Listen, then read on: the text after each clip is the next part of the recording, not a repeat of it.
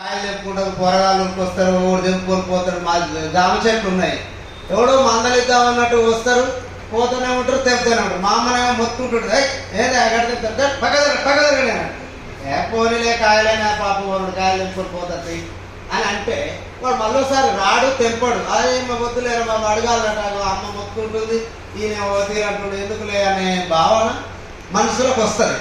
అది ఒక రిటైర్డ్ ఉపాధ్యాయుడు అయ్యి ఉండి ఆ మహాతల్లి ఆమె మనవడి వయసులో ఉంటాడు ఆ పిల్లగాడు, ఏ బాబు రాకరా ఇటు అని అంటే సరిపోయేదానికి తాడిచ్చిందంటే ఆమె మరి మహిళా లోకం గర్వించదగ్గదే అనుకుంటున్నా నేనైతే. మరి చట్టాలు ఇప్పుడు గద్దరని ఒక పాట బాగానే ఉండే, మారిందల్లా టోపే కానీ రూపు మారలేదు నాయన అనే నిదానికి ఇన్ని చట్టాలు ఉన్నా కూడా 75 సంవత్సరాల స్వతంత్రం వచ్చిందని ఎంత గొప్ప చెప్పుకున్నా కూడా ఇంతవరకు దళితులకు ఇప్పటి వరకు కూడా స్వతంత్రం అనేది మనకు రాలే. మనకు స్వతంత్ర భావాలు లేవు. ఎందుకు అంటే ఇప్పటి వరకు వివక్ష వస్తూనే ఉంది మన మీద.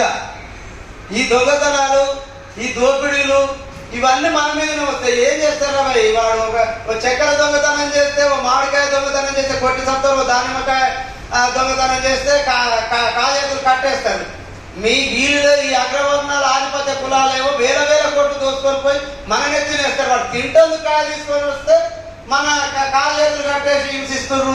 వాడెవడు వాడు కొడుకోవడే, వాడు వచ్చి ఏం పీక్కుంటారో పీక్కోపోతే పడక రేపు వచ్చి పీక్తాం, ఏ పాట నిలబడతావు నిలబడరా అని ఈ సభ వేదిక నుంచి నేను సవాల్ విసురుతున్నా.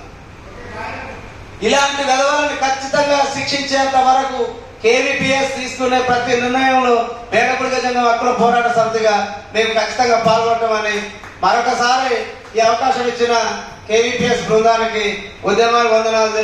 జై భీమ్.